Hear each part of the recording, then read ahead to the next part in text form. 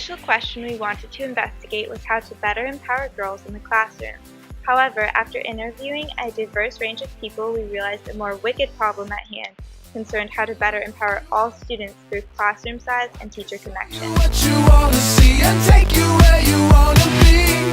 You could be my luck.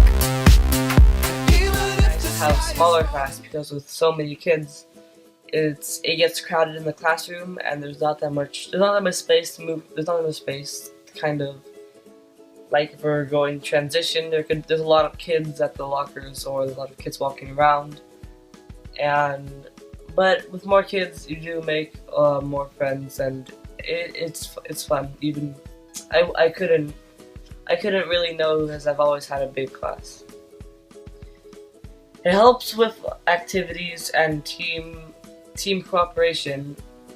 I think small classrooms are better because you get to spend more time with each student, and instead of having all of this divided attention, you can focus your attention on few students.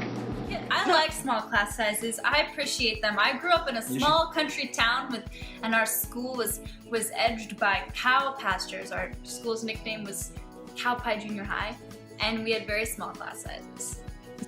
Yeah, I love the small class sizes. They're great. I mean, you get a lot more immediacy with the teacher, and so I think effectually I learned a lot better growing up and taking small class sizes. I have friends that go to Berkeley and I have friends that go to UC Davis, and those are huge class sizes, and they say they don't find as much of a connection with the material as they do, as I feel I do when I take these classes. And I think, at least coming from a major, communication and film, where it's a practical learning just as much as it is theory, having hands-on, you really, having a small group is super important, especially with labs. So. Okay, this is so good. Yeah, I went to a really small charter school, and there was about 30 people in my class. So because we were such a close-knit group of kids, if there was a problem between anyone, it would come up in class because we would always be together. Well, I had that experience in my English class actually last term, and I had it in my econ class, but in English it didn't really motivate me, but in my econ class it did, and I ended up getting better, getting an A in the class in econ. Well, last quarter I had a class. There were 2 of us in it, and we were doing different studio projects, and since there were only the 2 of us in there, it let us get a lot of immediate and very personal feedback. And it was more of a collaboration thing instead of doing what felt like this busy work. We did projects that we were more invested in, which was nice. Yeah, definitely, because I took a class that was similar. It was in my freshman year and it had 30 people in it, and it didn't feel as personal as the smaller class that only had the 2 people in it. And I feel like that would extend to, other small classes. Yeah. I found that my smaller classes are a little bit easier to learn in just because there's more attention on you, so it's harder to space out or be on your phone or anything. You really have to pay attention, and you get called on a lot more, so you have to kind of be on your toes and ready to go. Especially with languages, I found that it's a lot better to have pretty small class, under 10 people makes a huge difference because you just get more practice with language and stuff like that. Do you feel I prefer learning in a smaller classroom setting, and because I like the chance to have one-on-one and also being able to get to know my fellow classmates. And for me, I just function a lot better in a smaller, controlled environment than I do something that's really big, elaborate, and crazy. So I would prefer the smaller and more intimate and close setting. I think that small size classrooms are more beneficial just because you feel more involved in the learning that goes on, and if you feel more involved then you're more inclined to learn, and it's more exciting to go to a class that you know you're going to participate in, and I think when you're excited and involved it helps you learn better, so I think it's more efficient to be in a smaller class size. Actually, I don't mind. Both work I've actually had lots of big classrooms where you actually have the opportunity to get into group discussions with more people. Larger groups actually are pretty fun to work with. More people, you get to learn the names of different people in your classroom. And then you see them on campus, and it's always good to say hello to other people that you haven't met before. Small classrooms are pretty good. Last semester or last quarter, I took an Islam class. And there was only like 10 students in the classroom, and that was pretty cool because I actually got to know everybody in that classroom, which was really one of the benefits of that classroom.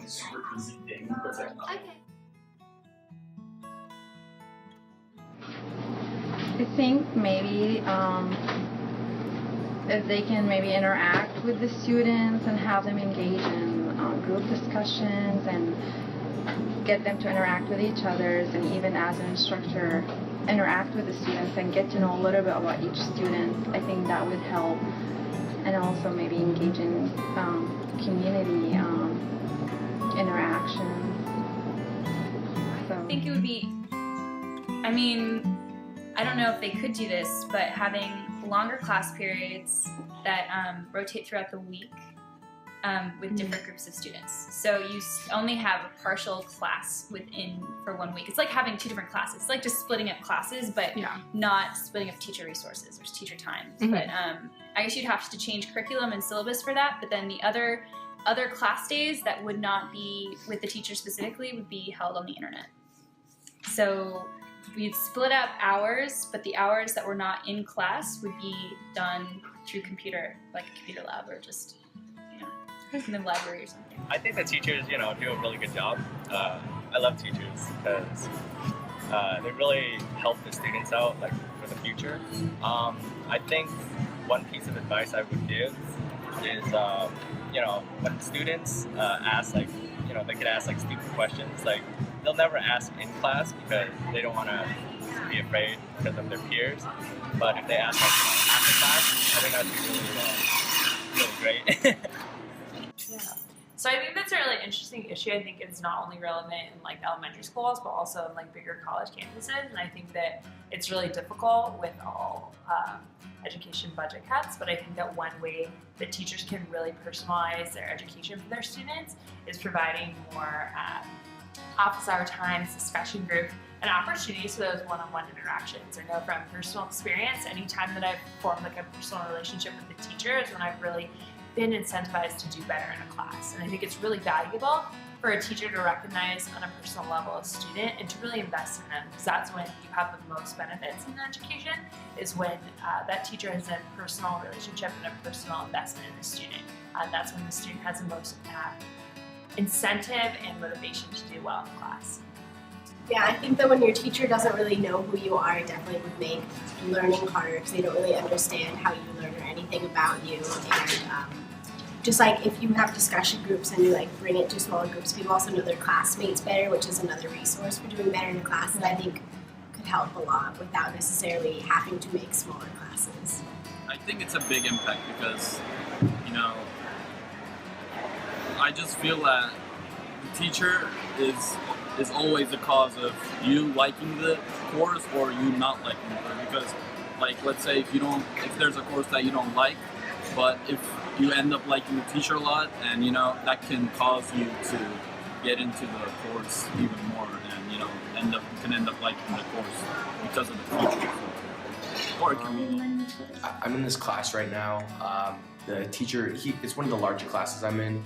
The teacher for discussions, he splits it up into 2 sections and uses the time of the class to, he divides the class into two parts, 2 50-minute sections. And I think it's really helpful. It makes the class a little bit more personable and really makes the class size smaller. Even though we're not there for, a longer period of time, it really helps me connect with members of the class and the professor. Concern? Oh, definitely. He knows my name, and I don't think he knew my name at the beginning of the class. And for the other students, he really makes an effort, especially during these discussions, to really connect with the students on a personal level. Okay, thank you. Well, if it's a big classroom size, you could always bring in an outside volunteer, maybe a parental volunteer, and they could be there side by side with the teacher to help control and support the larger classroom. I think that'd be a great idea. Maybe more interactive activities, maybe more interaction between the students, so it kind of breaks down that boundary. So I guess like the more they play with each other, the more they get used to each other, the more they could be more effective in the classroom. Yeah. To foster a good learning environment in a big classroom, a teacher should use more one-on-one interaction, group discussions, and splitting the class up. Teachers should always be aware of the challenges that students face that can affect their academic performance. This model allows teachers to take action on the issues that students face in the classroom.